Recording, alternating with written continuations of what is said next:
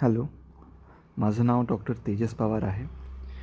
हे लेक्चर विठामाई निसर्गोपचार कॉलेज आणि योगा सेंटरसाठी रेकॉर्ड केलेलं जात आहे. ह्या लेक्चरमध्ये आज आपण स्किन ह्या टॉपिकवरती डिस्कस करूया. This is one of the 5 sense organs that we have. आता स्किनमध्ये आपण ॲनाटॉमी बघणार, त्यांचे फंक्शन्स बघणार, सगळं कवर करू. काही काही डिझिजेससुद्धा आपण स्किनचे कवर करूयात. तर आपल्याला सगळ्यांना माहितीच असेल, skin is the largest organ of our body आणि स्किनचे बरेचसे लेयर्स असतात. बराच स्क्वेअर मीटर सरफेस एरिया बराच जास्त असतो. And skin helps us in many ways. आणि खूप त्याच्यात वेगळ्या वेगळ्या प्रकारचे ऑर्गन्स, वेगळ्या वेगळ्या प्रकारचे सेल्स आणि वेगळ्या वेगळ्या प्रकारचे लेयर्स असतात. सगळ्यात आधी आपण स्किनचे आपले फंक्शन्स पाहूयात.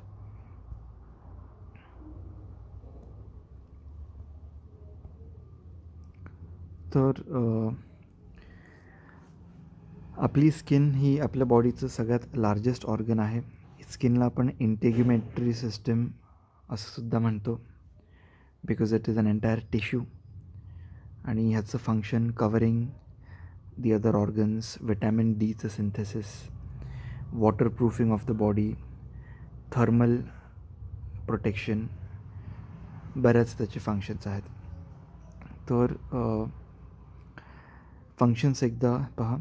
एकतर इन्सुलेट करणार, टेम्परेचर रेग्युलेट करणार, आपल्या बॉडीला जास्त थंडी किंवा जास्त गरमी वाटू नाही देणार. जर सपोज खूप गरमी होत असेल तर स्वेट ग्लँड्स ॲक्टिवेट होऊन पर्स्पिरेशन वाढेल आणि त्याच्याने बॉडीचं टेम्परेचर पुन्हा खाली आणलं जाईल.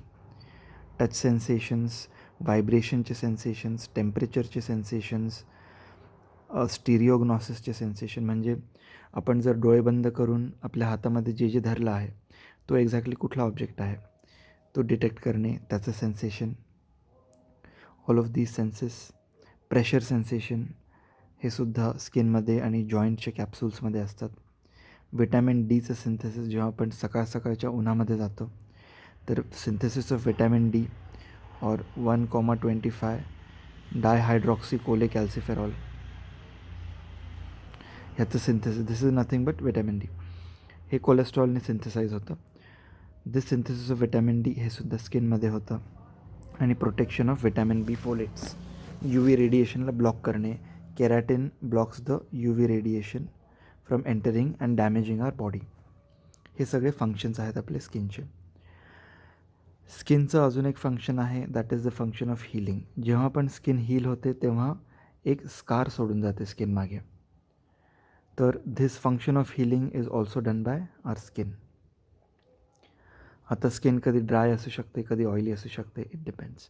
आता काही टर्म्स आहेत जे आपण आता जसं लेक्चरमध्ये पुढे जाऊया. काही टर्म्स आहे जे तुम्हाला आत्ता माहिती पाहिजे. स्किनमध्ये मेन जे पदार्थ आहे, जे स्किनचं बल्क बनवतं, आपली जी बाहेरची स्किन आपल्याला दिसते त्याच्यामध्ये what is the structure providing protein. तर there is a protein known as keratin. There is a protein known as melanin and there is a protein known as elastin.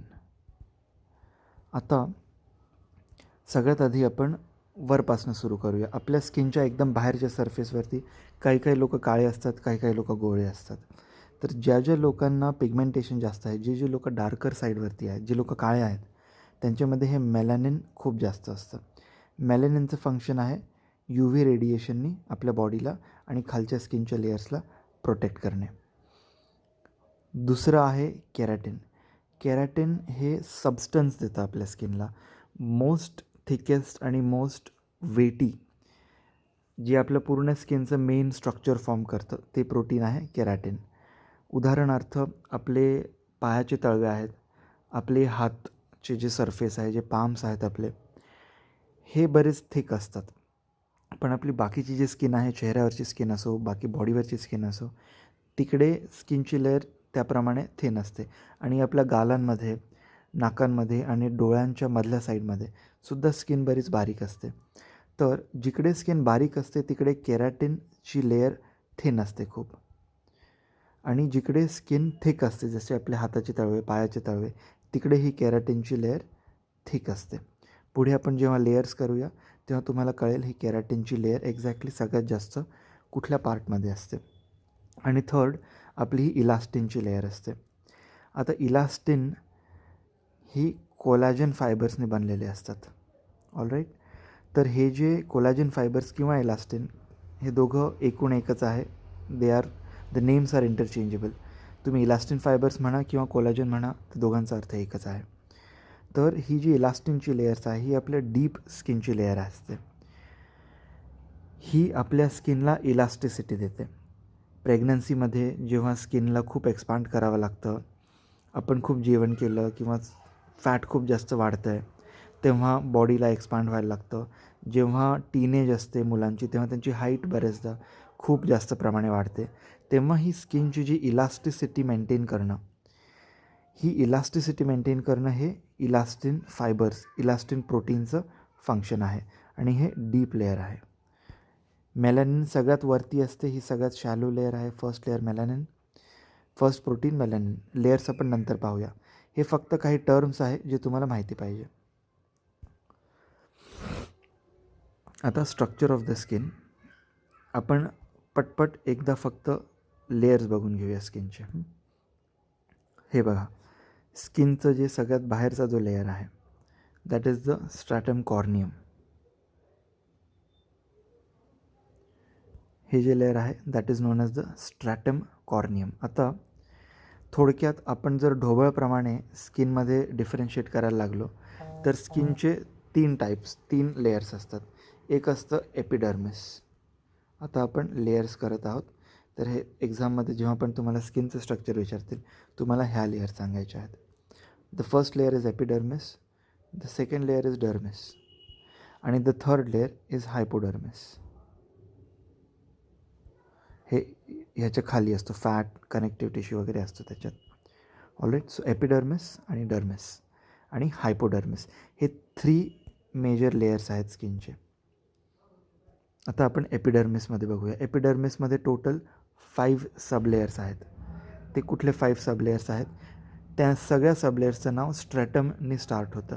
All of their names start with stratum. The first layer is stratum corneum. बाहेरची waterproofing layer आहे ही आणि ह्याच्यामध्ये oil वगैरे सगळं spread करतं आणि आपल्या बॉडीचा फर्स्ट बॅरियर आहे हा. Second layer is stratum ग्रॅन्युलोझम.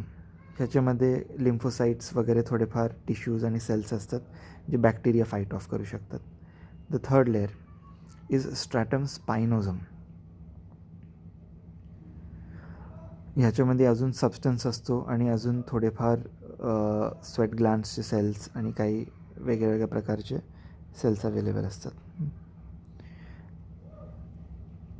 Next layer is the basement membrane. हे दोघं जे लेयर्स आहेत हे आपली मेन स्किन जी आपण हातात धरू शकतो किंवा जी टफनेस प्रोव्हाइड करते थोडीफार आपल्या नॉर्मल स्किनला, हे दोघं वरचे आहेत. हे दोघं रेस्ट करतात ही थिन बेसमेंट मेम्ब्रेनवरती. ब्लू कलरमध्ये दिसत असेल, ही आपली बेसमेंट मेम्ब्रेन आहे. आता बेसमेंट मेम्ब्रेनच्या खाली आपले the rest of the skin ती सुरू होते. तर आत्तापर्यंत जे आपण बघितलं, basement layer and above basement layer was everything that is epidermis. एपिडर्मिसमध्ये अजून लेयर्स आहेत. 2 मिनटं थांबा, आपण सगळे कवर करूयात.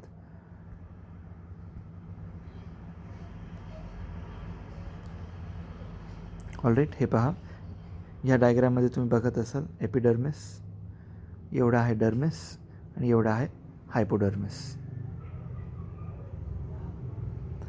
एपिडर्मिसमध्ये पहा, this is the first barrier to infection. ह्याच्यामध्ये ब्लड वेसल्स किंवा स्वेट ग्लँड्स वगैरे असलं काहीच नसतं. ह्याच्यात फक्त टफनेस आणि जे सेल्स असतात ह्या लेअरमध्ये ते मोस्टली डेड सेल्स असतात आणि ते सबस्टन्स प्रोव्हाइड करत असतात. They are the substance providing, the thickness providing cells of the skin. आता जे एपिडर्मिसमध्ये जे सेल्स असतात जे सबस्टन्स देत असतात ते एकतर केरॅटिनोसाइट्स असतात. मी तुम्हाला ऑलरेडी केरॅटिन ह्या प्रोटीनबद्दल सांगितलेलं आहे. This keratin protein forms the bulk of our skin. Second ह्यांच्यामध्ये असतात त्यांना आपण मेलॅनोसाइट्स म्हणतो. त्याच्यानंतर लँगरहॅन्स सेल्स आणि मॅर्केल सेल्स हे इम्युनिटीशी रिलेटेड सेल्स आहेत. तर ऑल ऑफ दीज थिंग्स हे एपिडर्मिसमध्ये all of these things are there. आता एपिडर्मिसमध्ये केरॅटिनोसाइट्स केरॅटिन प्रोड्यूस करतात. केरॅटिनोसाइट म्हणजे साईट म्हणजे cell. It is a cell which will produce keratin. Keratinocytes एपिडर्मिसमध्ये असतात. इलास्टिन आणि कोलॅजन फायबर्स एपिडर्मिसमध्ये नसतात. प्लीज कन्फ्यूज करू नका. इलास्टिन नंतर येईल, डीपर लेयर्समध्ये येईल, आपण तिकडे जाऊयात.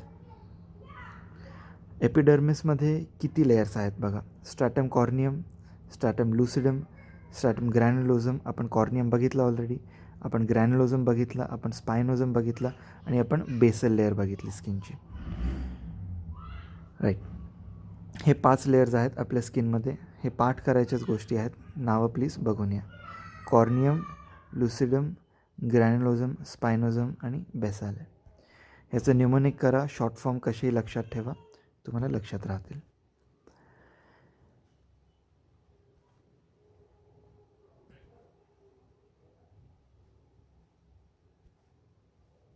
आता dermis. Dermis is a deeper layer. आता इथे ह्या डर्मिसमध्ये आपलं इलास्टिन आणि आपले कोलॅजन फायबर्स येतील. इलास्टिन और कोलॅजन फायबर्स. तर ही डर्मिसची जी लेअर आहे, दिस इज अ डीपर लेअर.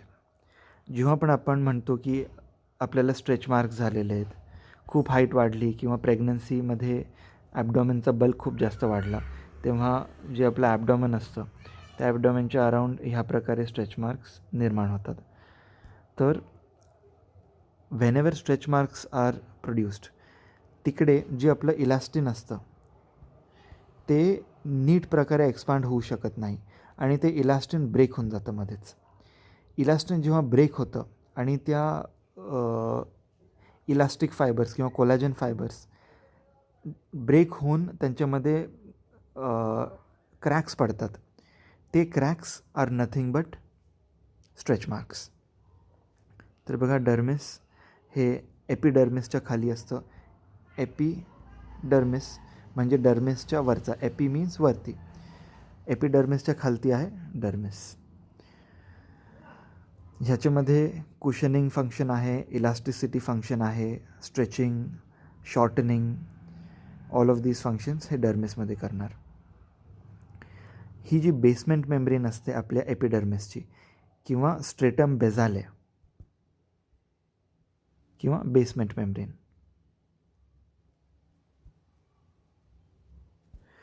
ह्या बेसमेंट मेम्ब्रेनशी खूप टाईटली चिकटलेली असते डर्मिस. या डर्मिसमध्ये बरेचसे नर्व एंडिंग्स वगैरे वगैरे, pressure sensitivity nerve endings, temperature sensitivity nerve endings आणि टच सेन्सिटिव्हिटीचे नर्व एंडिंग्स हे सगळे ह्या डर्मिसमध्येच असतात. आता डर्मिसमध्ये आणखीन काय काय आहे बघा. जे आपले सगळे ग्लँड्स आहेत, hair follicles, sweat glands, sebaceous glands, various जे वेगळे सिक्रिशन्स आहेत त्यांचे ग्लँड्स, लिम्फॅटिक ड्रेनेज आणि काही छोटे छोटे ब्लड वेसल्सचे कॅपिलरीज, हे सगळे आपले डर्मिसमध्ये असणार.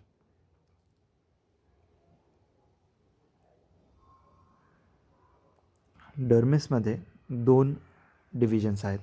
एक आहे पॅपिलरी रिजन आणि एक आहे रेटिक्युलर रिजन.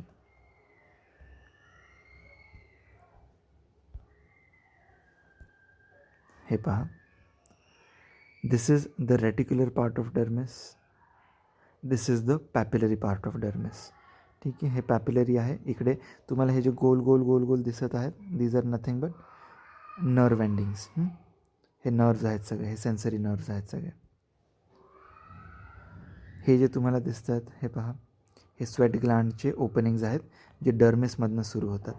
इथे जो आहे तो स्वेट प्रोड्यूस होतो. ह्या स्वेट ग्लँड्स असतात, छोटे छोटे सेल्स असतात जे स्वेट प्रोड्यूस करतात. हे स्वेट प्रोड्यूस करून ह्या ट्यूबमध्ये डिपॉझिट करतात. ह्या ट्यूबमध्ये ते स्वेट डिपॉझिट झालं की हळूहळू ते स्वेट वरपर्यंत येऊन इकडे येऊन ह्या बाहेरच्या सेलवरती स्प्रेड होतं आणि ह्याला म्हणतात स्वेट पोर. आपल्याला चेहऱ्यावरती बरेचदा हे पोर्स दिसतात.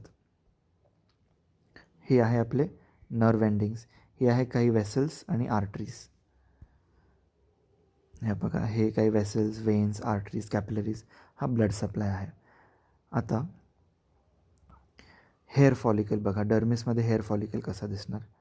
दिस is an entire hair follicle. ह्या हेअर फॉलिकलला इथनं तो हेअर फॉलिकलचं प्रोडक्शन सुरू होतं. This is the base. ह्याला आपण हेअरचं रूट म्हणतो. ह्या हेअरच्या रूटमध्ये हेअरचं प्रोडक्शन सुरू होतं आणि हा हेअर हळूहळू ग्रो होऊन नॉर्मल हेअरसारखा नवीन निर्माण होतं. हेअरच्या आजूबाजूला काय असणार, सेबॅशियस ग्लँड असणार. करेक्ट. ह्याला ऑइल ग्लँड. हे हेअरच्या रूटला ऑइली ठेवतो आणि हे जे सेक्रिशन आहेत ऑइल ग्लँडचे, जे हेअरच्या रूटपासून निर्माण होतात, हे इकडे पहा नीट, हे दिसतं आपल्याला. ह्याला सीबम किंवा ऑइल, ह्या सिक्रिशनला सीबम किंवा ऑइल असं म्हणतात. तर हे स्वेट, इथनं हा स्वेट झाला, हे स्वेट ग्लँड झालं इथलं, हा आपला स्वेट ग्लँड झाला आणि इथे आपलं सीबम सिक्रिशन किंवा ऑइली सिक्रिशन, जे टीनेजमध्ये 13-14 वर्षांमध्ये जेव्हा मुलांना चेहऱ्यावरती बऱ्याचशा पुळ्या यायला लागतात, या पुळ्या is because of excessive sebum or oil secretion from the root of these hair glands. कारण की तेव्हा केस, दाढी, मिशी वगैरे हे नवीन नवीन यायला लागतात आणि हे ऑइली सिक्रिशन्स खूप जास्त होऊन जातात बिकॉज ऑफ हॉर्मोनल इम्बॅलन्सेस. ऑलराईट. आता हे झाले आपले हेअर फॉलिकलचे. काय काय पाहिलं आपण हेअर फॉलिकलमध्ये, root of the hair, shaft of the hair, हे sebaceous gland which produces oil or sebum. आणि आपल्याला बरेचदा आपण बघितलं असेल, अंगावरती आपल्याला काटा येतो बरेचदा. आपल्याला जेव्हा अंगावरती काटा येतो तेव्हा आपल्या अंगावरचे केस, हातावरचे केस, पायावरचे केस असे उभे राहतात एकदम. तर एक मसल आहे अरेक्टर पिलाय नावाचा, हा मसल कॉन्ट्रॅक्ट होतो, ह्याची साईज छोटी होते आणि ह्या मसल ह्या हेअरला ह्या डायरेक्शनमध्ये पुल करतो आणि आपला जो हेअर आहे अंगावरचा, स्किनवरचा जो हेअर आहे, दॅट हेअर विल स्टँड. तो एकदम स्ट्रेट होऊन जातो. त्याची लेंथ नॉर्मली असा रिलॅक्स्ड असतो. But once this muscle contracts, this hair will stand up. याला आपण गूज बम्प्स म्हणतो इंग्लिशमध्ये. These are known as goose bumps. मराठीमध्ये आपण अंगावरती काटा येतो, तो ह्या मसलमुळे येतो. या मसललासुद्धा इकडे जे जे नर्व सप्लाय करतात, हेच ह्या मसलला मोटर सप्लायसुद्धा देतात. आता हायपोडर्मिसमध्ये सबक्युटेनियस फॅट, ही थर्ड लेअर आहे आपली. सेकंड लेअरमध्ये झाले आपले दोनच आहेत त्याचे. There are only 2 layers of the dermis. एक तर रेटिक्युलर डर्मिस आहे. रेटिक्युलर डर्मिसमध्ये हे जे सगळे जे स्वेट ग्लँड्स आहेत, नर्व्स आहेत, ब्लड सप्लाय आहेत, हेअर फॉलिकल आहेत, मसल, अरेक्टर पिलाय मसल आहेत, ऑल ऑफ दीज थिंग्स हे आपले रेटिक्युलर डर्मिसमध्ये येतात. आणि पॅपिलरी डर्मिसमध्ये बेसल लेअरला चिकटून राहण्याचं आणि नर्व सप्लायचं काम, हे दोघं कामं पॅपिलरी डर्मिसमध्ये आहे. कारण की इकडे आपल्याला टच सेन्सेशन हे ह्या पॅपिलरी डर्मिसमध्ये होणार. आता हायपोडर्मिस बघा, द थर्ड लेअर. हायपोडर्मिसमध्ये आपले फॅटचा एक पॅड असतो. हे कुशनिंग देतं आणि प्रोटेक्शन देतं इंटरनल ऑर्गन्स आणि इंटरनल मसल्ससाठी. आणि दुसरा जो लेअर आहे that is the सबक्युटेनियस tissue. Again हे एक थिक फायब्रस लेअर आहे, हा सुद्धा कुशनिंगच देतो. तो ह्या दोघांचं हायपोडर्मिसचं function is protection of internal organs and protection of internal muscles.